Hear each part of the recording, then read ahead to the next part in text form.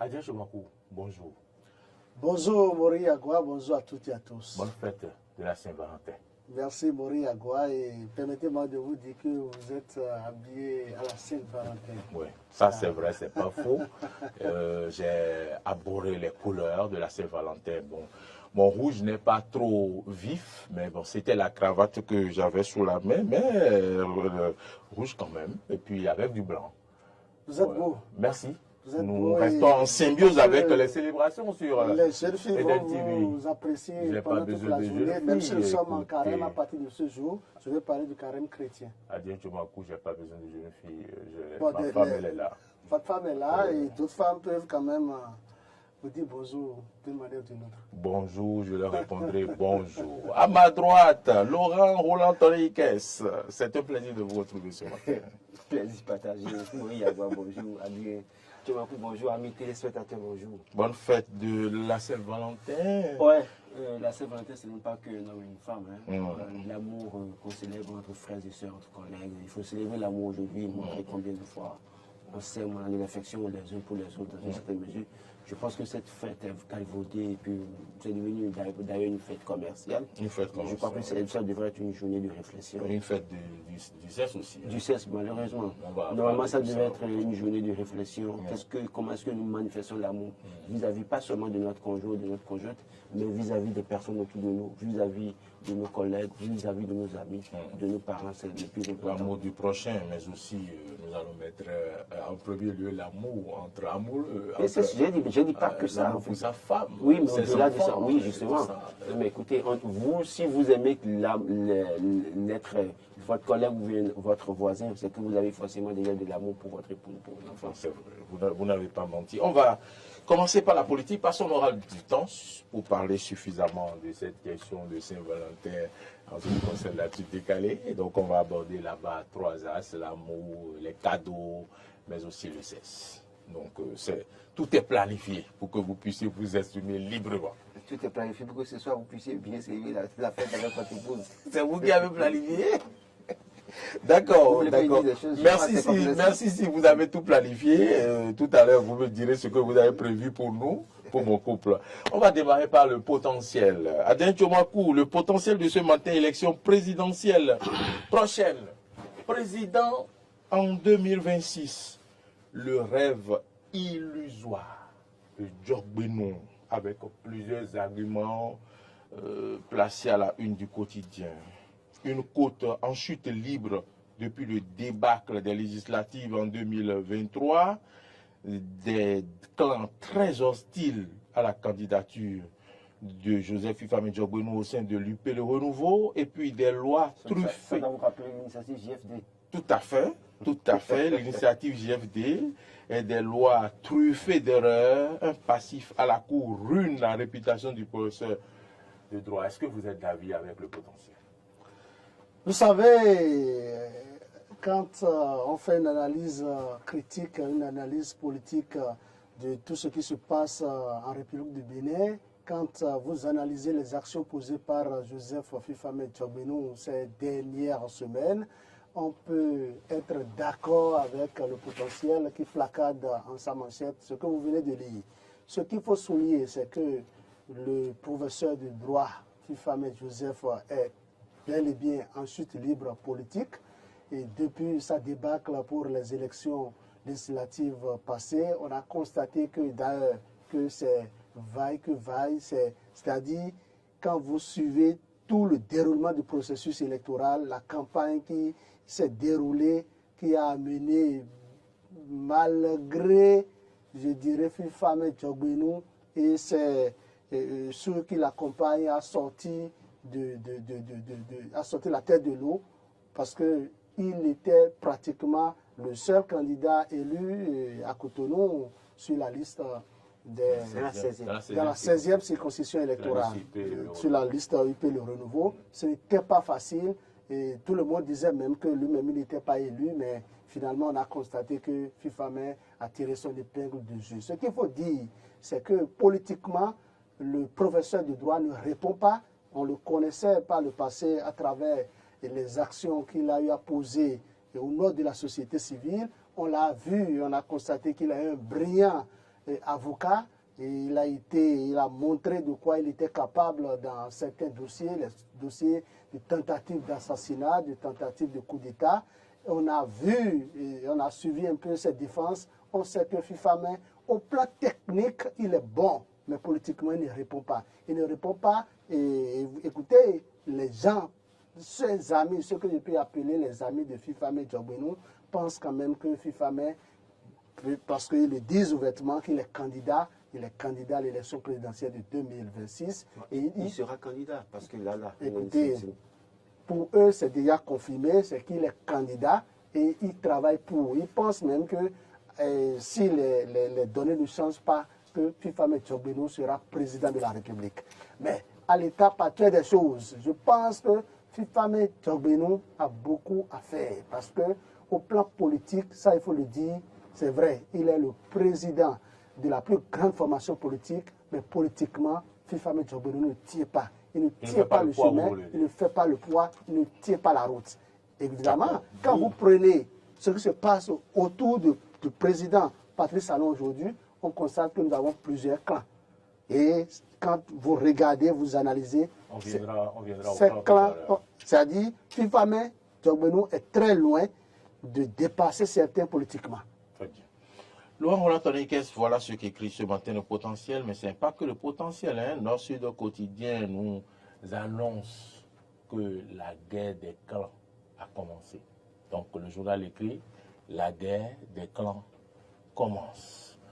Êtes-vous d'avis avec le potentiel, avec Nord-Sud quotidien? Est-ce que ce n'est pas un problème de jalousie pour tuer politiquement l'homme Fifamé Djokbeno?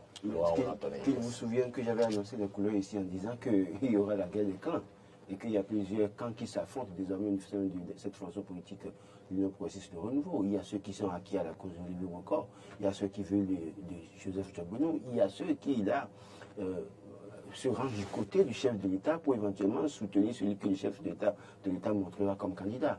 Mais quand on se refait à la situation de Joseph Djokbeno aujourd'hui... Annoncé précédemment comme président de l'Assemblée nationale. Oui, et bien évidemment, on a pu voir, et puis il a quitté la manière dont il a quitté la Cour constitutionnelle pour se retrouver président d'une formation politique. Il a déjà, à l'époque, nous avions condamné, parce que c'est quelqu'un qui était président de la Cour constitutionnelle quand le parti a été créé, et qui avait déclaré, en tout cas, autant de lois conformes à la Constitution, quand même il y avait des choses à redire dans une certaine mesure. Et donc, cette personne en arrive parce qu'il était président de la Cour constitutionnelle, le parti a été constitué, mais cette personne décide de quitter la tête de la Cour constitutionnelle et se retrouve président de l'Assemblée nationale. Il y avait déjà un problème d'éthique politique, parce que cela suppose qu'en tant que président de la Cour constitutionnelle, il avait une coloration politique et qu'il était membre de cette fonction politique, parce qu'on ne peut jamais parachuter quelqu'un qui n'était pas membre d'une fonction politique, président de cette fonction politique aussi facilement. Donc ça répondait déjà à un problème d'éthique en politique. Mais quand on regarde ça, le concepteur de la théorie, je ne sais quoi, de la ruse de la rage, c'est quand même Joseph Djokbeno. C'est lui qui en a parlé. Et puis, quel est le parcours de Joseph Djokbeno? Parce que quand on parle, les gens veulent vendre cher certains acteurs politiques. Je me dis, mais écoutez, calmez-vous. Nous sommes tous au Bénin, nous connaissons le parcours de chaque acteur politique. Joseph Djokbeno était qui politiquement? Était quoi politiquement dans la balance politique? Il a fallu qu'à un moment donné, les gens en voulaient tellement à Boni Yayi, avec la télécommande de Paris, qui a financé, qui a conduit un certain nombre de choses, qui ont fait qu'en 2015, Joseph Djokbeno, avec l'Union Fédération, a été député. Si on enlevait la situation de Boni Yayi en 2015, où tout le monde, en tout cas, avec la télécommande qui était à l'œuvre abondamment, est-ce que Joseph Djokbeno, politiquement, faisait le poids pour être député à Cotonou? Ce n'est pas évident. Donc, il y a une situation qui a fait le terreau, qui lui a rendu la tâche facile. Ils ont été députés. Et puis après, dans la foulée, ils ont aidé un certain Patrice Talon à être président de la République. Et là encore, je le dis, et je l'ai toujours dit, ça peut les changer. Mais avant, ils avaient un mouvement de la société alternative civile, citoyenne, c'est ce que je dis. Alternative citoyenne, très active. Oui, mais qui est rentré dans très active, finalement, qui subitement, ils ont fait une déclaration pour dire, bon, que désormais, je me rappelle bien de l'expression que ceux qui sont là-haut ne font pas bien le job, qu'ils iront montrer qu'eux aussi, ils peuvent faire la politique. Non. Et donc, avec eux, on découvre simplement qu'il n'y a pas de génération spontanée en politique. Il faut avoir un parcours. Parce que quand ils sont arrivés avec Patrice Talon en 2016, ils nous ont fait croire que c'est eux qui ont travaillé pour que Patrice Talon soit élu député, par le président de la République. Je le dis toujours, partout, ça peut les choquer. Ils n'ont rien fait pour que Patrice Talon soit président de la République. Le problème de Boni Yayi, c'était que les gens ne voulaient pas de lui parce que la télécommande avait réussi à guider tellement de choses que les gens ont tout fait de mettre dans la conscience collective, en tout cas, que Boni Yayi était le plus mauvais président de l'ère démocratique, en tout cas, de l'histoire du Bénin, dans une certaine mesure, et on l'attaquait dans tous les sens. D'ailleurs, au premier tour, Patrice Talon avait quel suffrage? 24%. Qu'est-ce qui a fait qu'il a été élu président au second tour? C'est parce que les autres sont venus le soutenir, ça fait 65%. N'eût été les Adjavon, n'eût été un certain nombre de candidats qui sont venus soutenir Patrice Talon. Est-ce que Patrice Talon, réglementairement, pouvait être président de la République? Non. Donc, cela suppose que clairement, ces acteurs politiques dont nous parlons là ne valaient déjà rien sur le terrain politiquement. Il y avait des situations de crise qui ont permis que ceux-là puissent avoir une identité politique dans une certaine mesure. Mais il a été élu dans une circonscription, ça veut dire quand même qu'il a... Non, mais la preuve, c'est ce que vous dites. Il y a des gens qui font le toss, mais qui n'ont pas été... qui n'ont jamais été élus dans la circonscription. Vers la fin de tout régime... Qui se réclament chef de file de quoi, la preuve, pour vous montrer que ce que je dis là, c'est ça. Vers la fin de tout régime, les grandes villes sont défavorables la plupart du temps au pouvoir en place. En 2015, c'est ce que Boni Yayi a subi. Et en 2013, Patrice Talon aussi a subi ça. Vous allez voir qu'ils sont allés aux élections, mais difficilement Djogbenou, avec le pays Renouveau, a réussi à être élu député. 2023, oui. Voilà, 2023. Et Chantal Aïe, BR, difficilement elle s'en est sortie. C'est les démocrates qui ont eu la grande partie. Donc, pour vous dire que c'est ça le véritable problème. En fait, le baromètre ne devait pas être, peut-être, parce que comme ils ont gagné en 2015, ils ont pensé qu'ils étaient forts politiquement. Et que en 2016 également, ils ont pensé que c'était tout ça. Et il est président, ministre de la Justice. On a vu ce qui s'est passé. Il est allé à la Cour constitutionnelle. Malgré tout ce qu'on disait, avec le fait que les gens reprochaient sur la Cour, mais tout ce qui allait à la Cour constitutionnelle passait comme une lettre à la poste. Donc il y a ce passif-là qui le suit. Qui le suit et qui le suivra. Moi je pense que... Est-ce que vous pensez que des lois truffées d'erreurs, de passifs à la Cour ruinent la réputation vraiment du professeur? Qui a déclaré conforme à la Constitution, qui a déclaré la conformité de la Constitution de 2019? C'est la Cour de Djogbenou. Qui a déclaré conforme à la Constitution le Code électoral de 2019? C'est Djogbenou. Aujourd'hui, nous sommes en plein dans le débat. Il fait partie des acteurs qui sont encore sur le terrain pour dire qu'il faut réviser. Il y a un problème à ce niveau. Quelqu'un qui a déclaré conforme à la Constitution une loi, la même personne prend son bâton de pèlerin, passe de commune en commune pour aller dire qu'il faut réviser encore. Vous trouvez ça normal? Éthique, politiquement, est-ce que c'est éthique? Ça répond rien. Moi, je pense que si Joseph Djogbenou s'aime suffisamment, première chose, politiquement, il se calme. Le peu d'argent qu'il a pu avoir là, qu'il aille assister les orphelinats d'abord, qu'il aille faire du social dans nos communautés, pour se faire une nouvelle image. Parce que dans la conscience collective, les gens, négativement, ont un mauvais souvenir de lui. De ce coup passage 2016 à 2023, les gens ont un mauvais souvenir de lui. Donc s'il s'aime suffisamment, s'il a un peu d'économie, qu'il a acheté des sacs de riz, sacs de spaghettis, pâtes alimentaires, qu'il a... Se refaire une image. Oui, donner un peu, faire du social, aider les démunis, assister les personnes qui sont en difficulté, aller dans son agbaïs natal, aller assister les paysans, acheter des machines agricoles, aller offrir à ces personnes en attendant.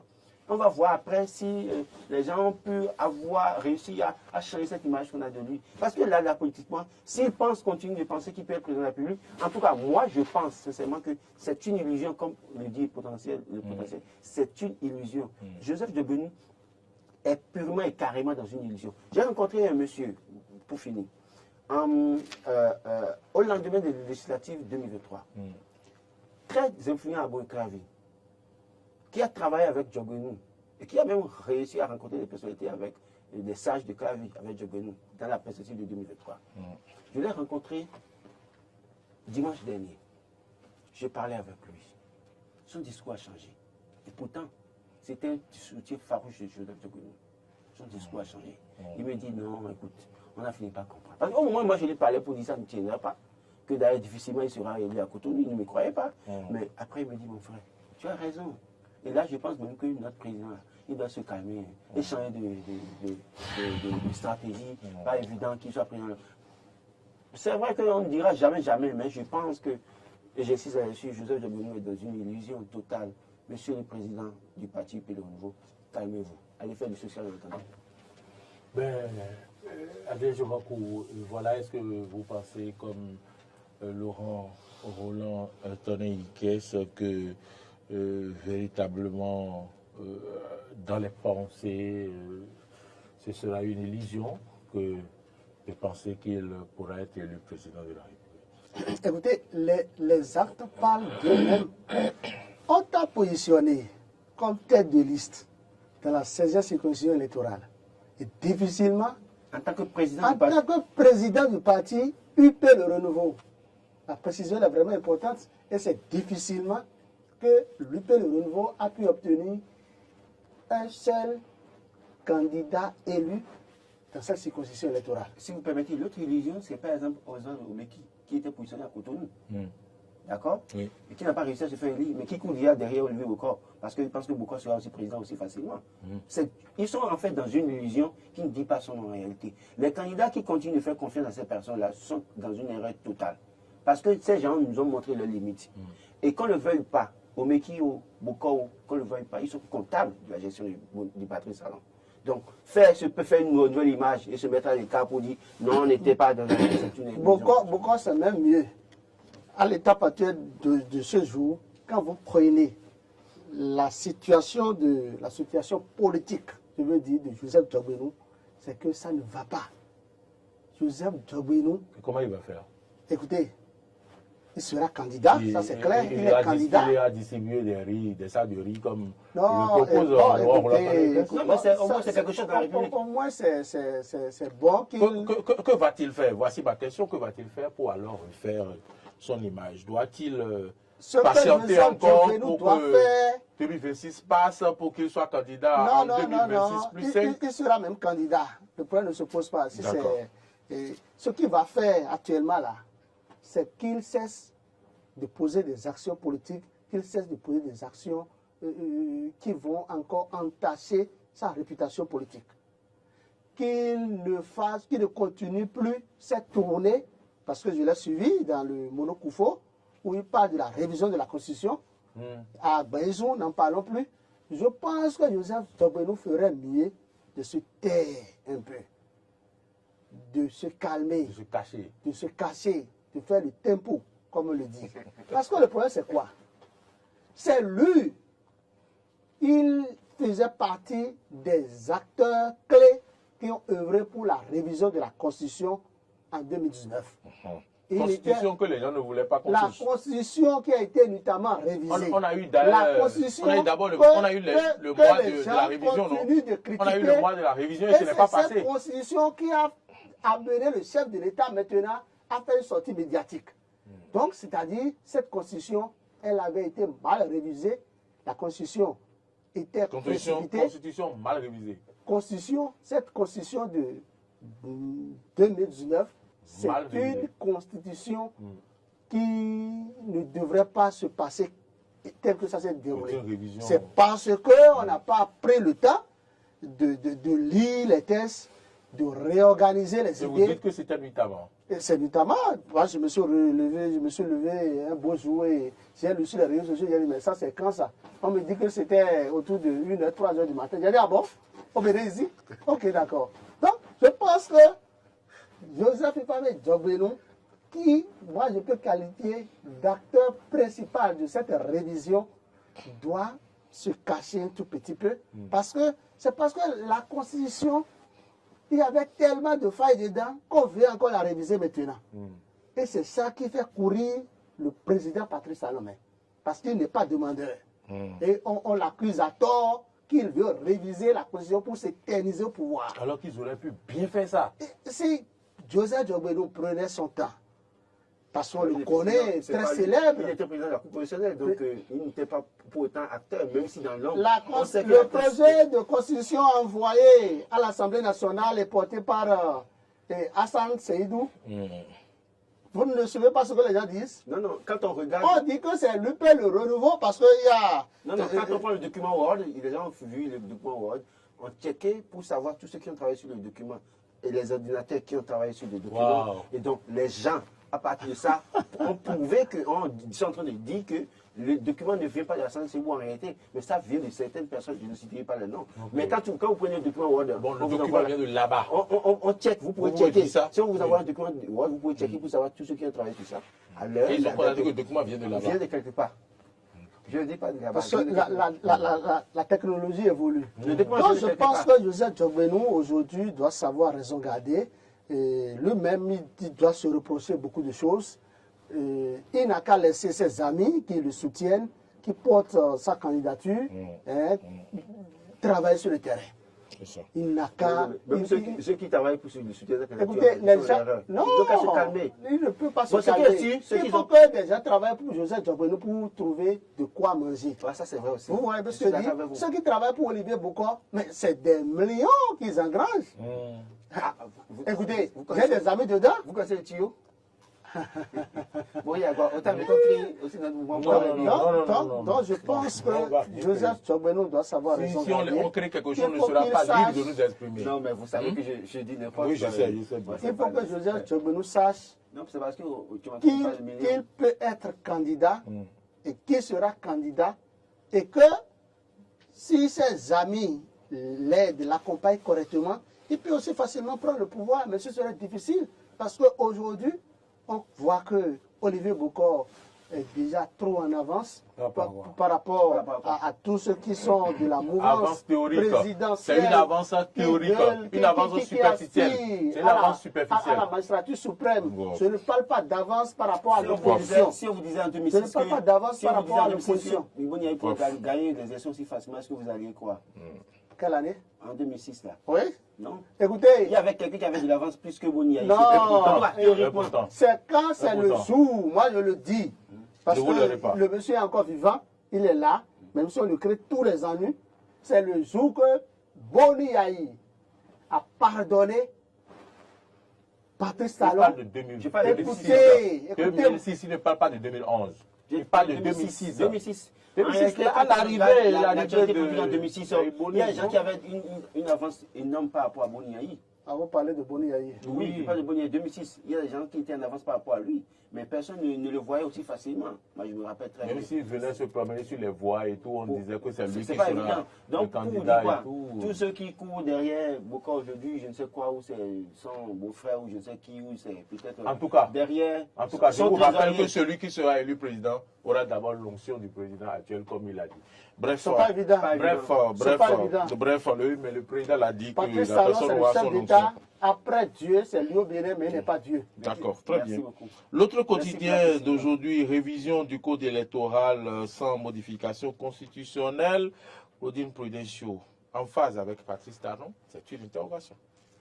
Oui, je crois que l'UDBN a fait des propositions qui entrent en tout cas en compte avec ce que dit le chef d'État. Ce n'est plus l'UDBN, c'est Renaissance nationale. Le Renaissance nationale, pardon. Bon, ça va, ça viendra. On va s'y je crois que habituer. le Renaissance nationale, le parti Renaissance nationale fait assez d'efforts aujourd'hui pour conseiller le chef de l'État, notamment le gouvernement, sur ce qu'il faut faire pour préserver et garantir la paix dans certaines mesures, contrairement à d'autres formations politiques. Par exemple, quand on parle de religion, par exemple, ou du code électoral ou de la Constitution, vous voyez par exemple, on parle de quelqu'un, on parlait de quelqu'un qui, par exemple, continue de rencontrer les gens sur le terrain pendant que son chef dit qu'il n'est pas demandeur dans une certaine mesure. Donc, le Renaissance nationale joue un rôle de pacificateur dans une certaine mesure pour montrer la voie au chef de l'État, montrer la voie aux acteurs de la mouvance présidentielle pour leur dire écoutez, voilà ce que nous devons faire pour garantir la paix à nos concitoyens. Un parti épris de paix, qui tient à la paix. Oui, justement, ça vient quand même d'une femme. En réalité, nous les hommes, nous sommes là à tirer de tous les côtés pour nos intérêts. Et la femme, à un moment donné, même si la femme poursuit son intérêt dans une certaine mesure, elle arrive à calmer les choses, arriver les crises quand il y a un problème entre deux hommes ou entre acteurs, entre les aînés et la jeunesse dans une certaine mesure. C'est ce que le rôle que joue Renaissance nationale aujourd'hui. On ne peut que s'en féliciter et demander que les gouvernants écoutent davantage ce que dit cette formation politique, parce qu'il ne faut pas battre en brèche, en tout cas mettre de côté tout ce que dit cette formation politique, parce que quand vous écoutez d'autres acteurs de la mouvance présidentielle, ils ont du mal ils ont parfois tendance à rejeter toute proposition venant de Renaissance nationale ou du Moual Bénin parce qu'ils pensent que c'est eux les plus forts, parce que c'est eux qui ont réussi à avoir des élus au Parlement.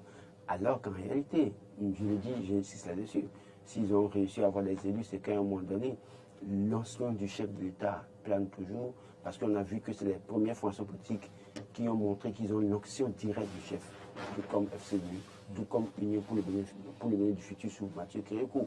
Donc, c'est ça. Si Patrice Talon réglementairement quitte le pouvoir aujourd'hui, est-ce que UP et le renouveau en griffe, là aussi qu'il y a des tensions avec le PAD qui certainement veut faire ses valises, est-ce que si Patrice Talon quitte le pouvoir, est-ce que ces formations politiques voudront encore quelque chose sur l'échiquier politique, sachant que même, je le dis, j'insiste là-dessus, c'est des clubs de soumis, dans une certaine mesure, qui craignent les représailles, qui sont obligés de faire la volonté du chef pour ne pas avoir des ennuis.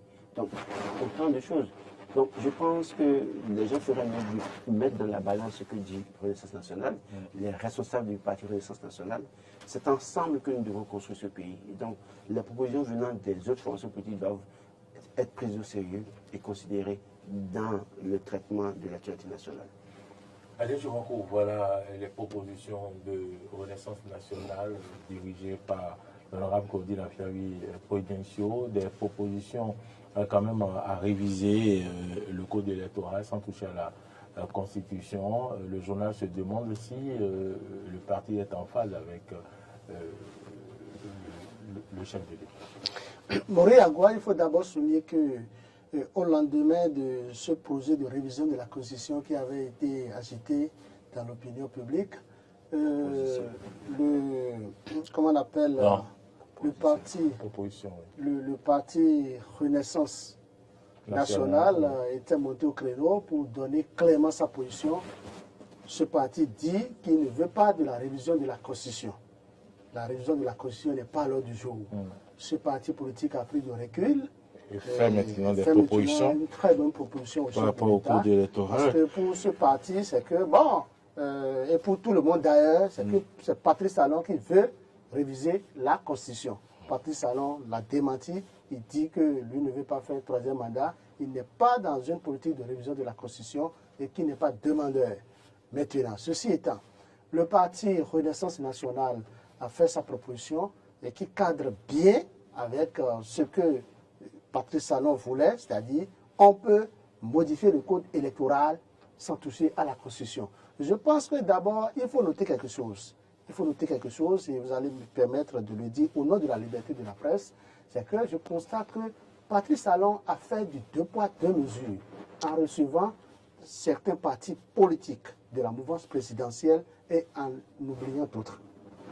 Si tant est que la Renaissance nationale est un parti de la mouvance présidentielle, qui est d'ailleurs la formation politique, la seule d'ailleurs dirigée par une brave dame, une femme qui fait beaucoup pour le Bénin, qui apporte beaucoup pour la République, je pense qu'elle devrait être reçue par le chef de l'État au palais de la Marina, ce qui n'a pas été fait. On sait que celui qui dirige Moual Bénin, lui, il est avec le pouvoir, il est aux affaires, peut-être que sans caméra, il a été déjà reçu, mais je pense quand même que Mme Claudine Afiavi Prudencio jusqu'à ce jour, le parti La Renaissance nationale n'a pas été reçu par le chef de l'État. Donc j'invite Patrice Talon à corriger le tir. Vous savez, c'est pas encore tard. C'est pas encore tard. Tout est possible. Du moment où nous sommes en politique, c'est que c'est faisable à tout moment. Je pense qu'à l'état actuel des choses, le parti La Renaissance nationale a tracé le bon chemin aux députés à l'Assemblée nationale pour que... Je voudrais rappeler que le parti a souhaité qu'on révise les articles 40 et 135 du code électoral qui fixe le dernier délai de dépôt des dossiers de candidature à l'élection présidentielle à 50 jours avant le début de la campagne électorale. Je pense que c'est l'une des meilleures propositions. Et vous ne pouvez pas me dire le contraire. Je prends par exemple le professeur de droit qui est député à l'Assemblée nationale, président Victor Tokpanou, qui nous a aussi rassuré qu'on peut bel et bien répondre à la préoccupation de la Cour constitutionnelle sans toucher à notre Constitution. Et je pense que la brave dame, la dame de fer, celle-là qui accompagne les femmes béninoises vient de tracer le meilleur chemin aux honorables députés à l'Assemblée nationale. Ces députés saisissaient cette opportunité et marchaient sur cette ligne. Très bien. Laurent Roland-Anthony, on va finir par un autre sujet qui parle le journal, je pense que c'est Grand Jury, qui parle d'un député de la 6e circonscription qui dit que lui, son objectif, c'est de développer la commune d'Abomey-Calavi, le développement de la 6e circonscription électorale et la réalisation du PAG sont mes combats, PAG2 sont mes combats. Qu'est-ce qui a été fait depuis l'élection dans la 6e circonscription électorale lorsqu'on sait que les routes sont restées presque impraticables? Il faut dire que c'est si vous permettez, c'est des comédiens. Le parc automobile de Kota est inondé quand il pleut. Tous les jours, nous on fait des reportages sur la commune, la situation que vivent les populations dans la commune. Ils veulent faire 1 an. Et puis ils veulent faire du PAG2 leur combat. Le PAG2, c'est le combat du gouvernement et non des élus. Ils n'ont qu'à penser à comment changer les conditions de vie des populations. Je pense que c'est les comédiens, ces acteurs politiques de la 6e.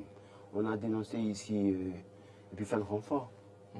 Et je crois que ceux qui ont succédé à Epiphan Renfort, qui sont de Soava et consorts, sont aussi dans la comédie politique.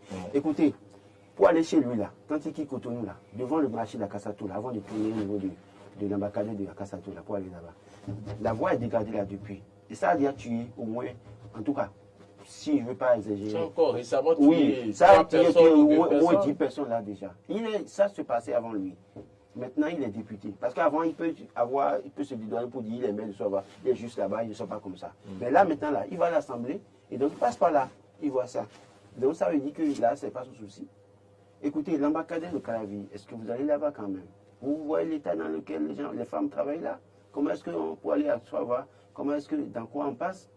Ce n'est pas son combat.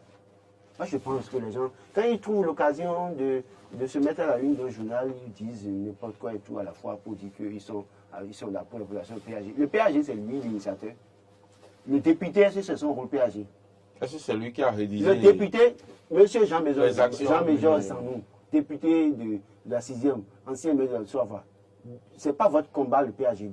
Le PAG2, justement, vous êtes là pour contrôler l'action du gouvernement et pour voter des lois qui garantissent la paix, des lois pour l'intérêt des citoyens béninois.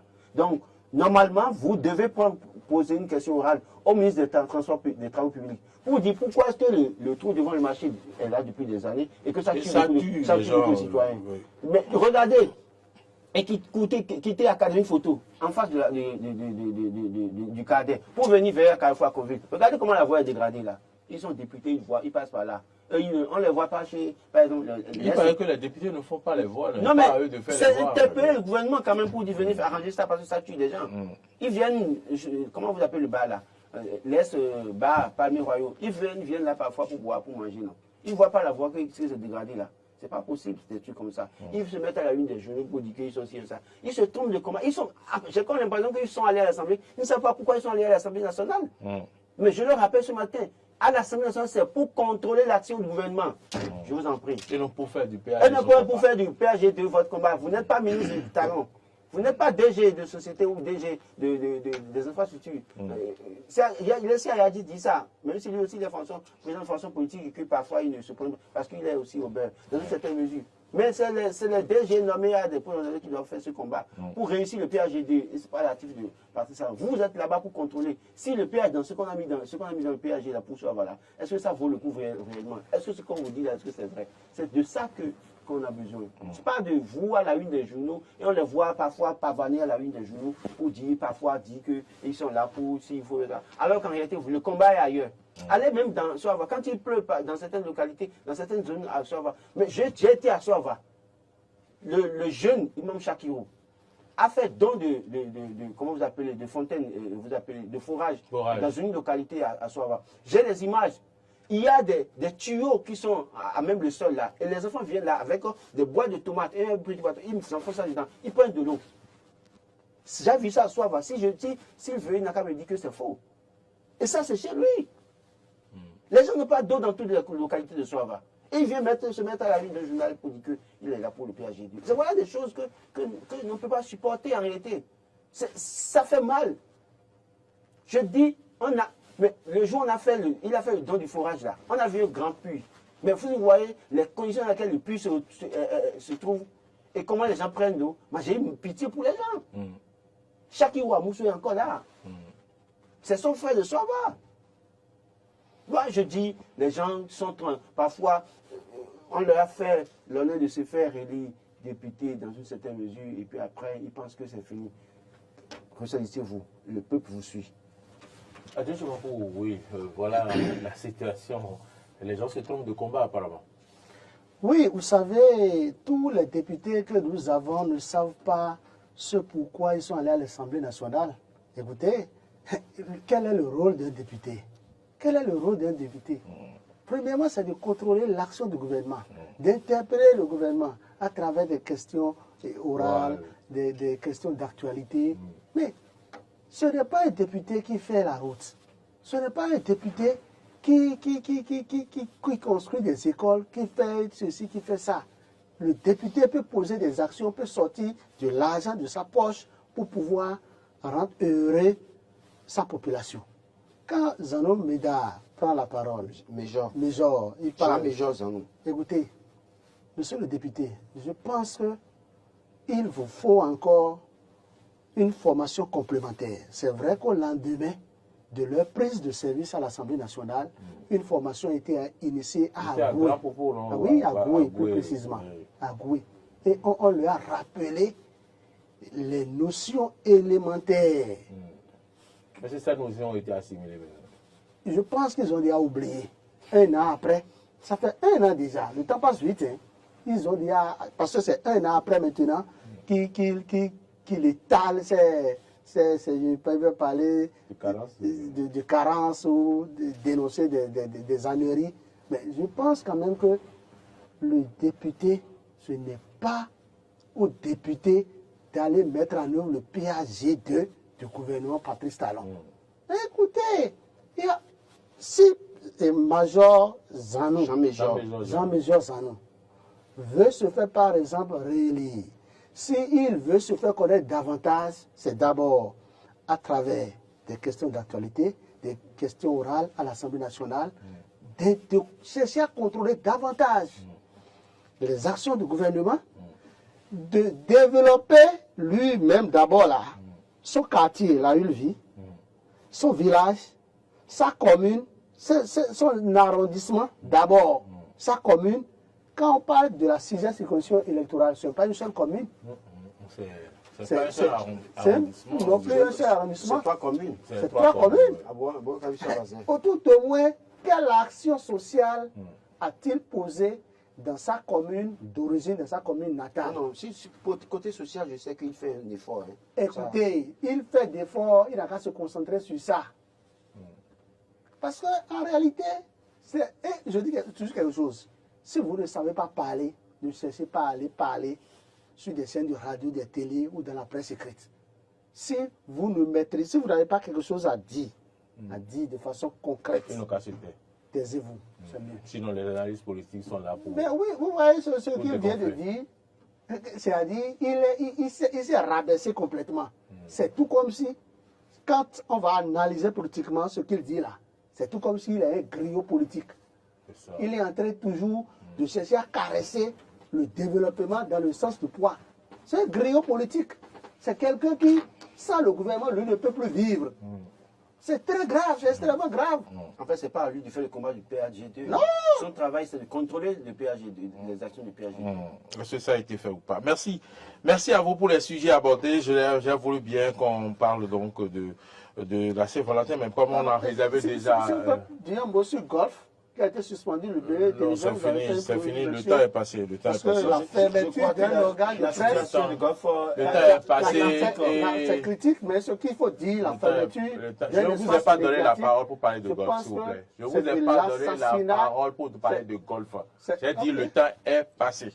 Le temps est passé et Golf FM, on en a parlé, on a décrypté le discours du chef de l'État, on en a parlé ici avec la fermeture. Pas avec moi, je ne suis pas informé. Comment vous n'êtes pas informé? Quand je suis sur le plateau, vous n'êtes pas là, vous êtes là.